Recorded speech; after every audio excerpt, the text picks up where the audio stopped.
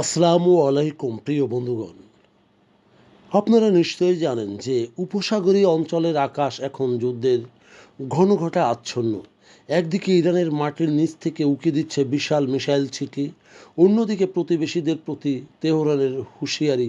সব মিলে মধ্যপ্রাচ্য যেন এক বারুদের স্তূপে পরিণত হয়েছে।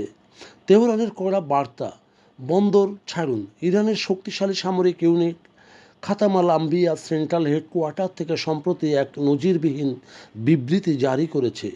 সেখানে আরব আমিরাতের বাসিন্দাদের দ্রুত বন্দর এলাকাগুলো ত্যাগ করার পরামর্শ দেওয়া হয়েছে। ইরানের দাবি, এই বন্দরগুলোতে মার্কিন নৌবাহিনী তাদের উপর আক্রমণ করতে ব্যবহার করে।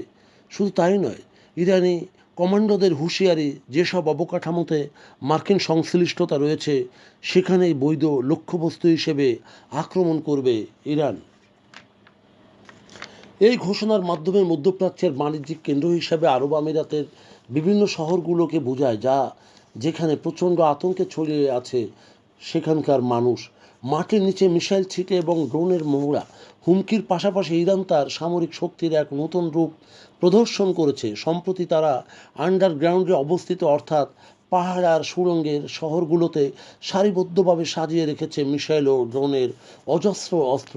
এতে তারা নৌ ড্রোন সহ নানান শক্তি প্রদর্শন করেছে।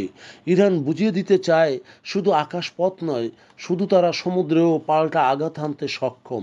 ক্রমবর্ধমান উত্তেজনার মধ্যে প্রেসিডেন্ট ডোনাল্ড ট্রাম্প তার কর্মসূচি মধ্যপ্রাচ্য কেন্দ্রিক করে ফেলেছে এবং সেখানকার মিত্রদের আশ্বস্ত করতে ব্যাপক কূটনৈতিক তৎপরতা শুরু করেছে।